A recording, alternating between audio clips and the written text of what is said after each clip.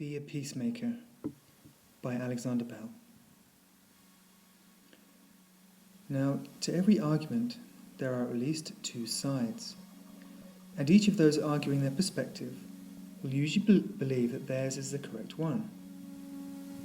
Whether it's a political argument, a religious one, a moral one, or a scientific one, everyone believes that they are correct in their assertion of what is true and what is accurate, and will often defend their perspective with vigour and passion if they feel strongly enough about it.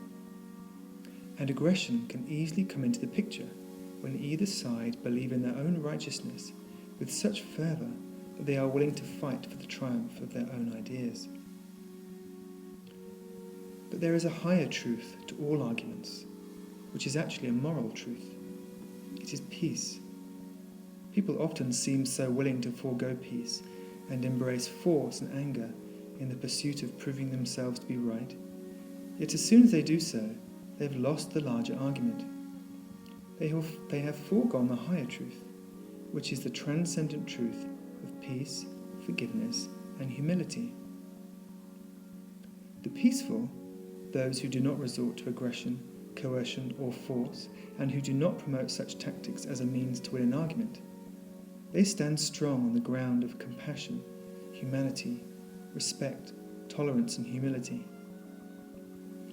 If they refuse to drop down to the level of force and aggression, they are embodying and demonstrating a truth that transcends all other truths, that peace is the core of our humanity. It is our noblest quality, and if we lose it, we lose our claim to decency and respectability.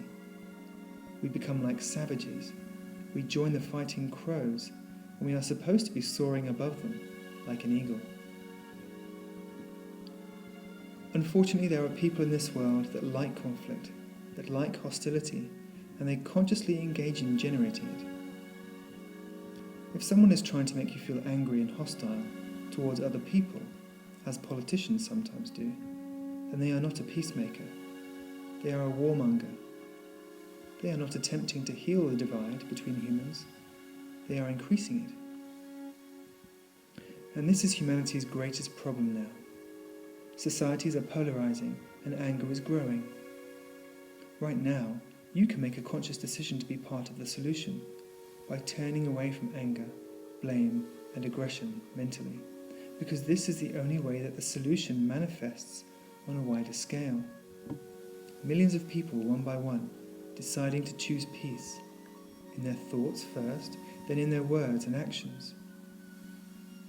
If you do not choose peace, you will sooner or later find yourself in a battle of some sort, and there will surely be loss and suffering to one degree or another, and it could very well be yours, and you will wish you had chosen peace. This is guaranteed. You will never regret choosing peace. So this is an invitation right now to decide to be a peacemaker. Consciously decide to stop entering into conflict with other human beings, both in the inner dialogues in your mind and in your words and interactions in the real and digital world. Help to resolve differences, build bridges, be patient with people and forgive them. Be an agent of reconciliation. Practice putting all interpersonal differences to the side, political, religious, social and spiritual differences. Let them be irrelevant when you interact with another person. Focus instead on the shared desire for peace, the shared desire for understanding, resolution, and humanitarian progress. Even if the person you are engaging with seems to want conflict instead of peace, you can still choose to be a peacemaker. This is a much more challenging situation in which to choose peace, but no one said it was easy. It does take a strong person to choose peace, especially when they are faced with someone who wants conflict, who wants to battle. But you can be that strong person if you start practicing from now onwards.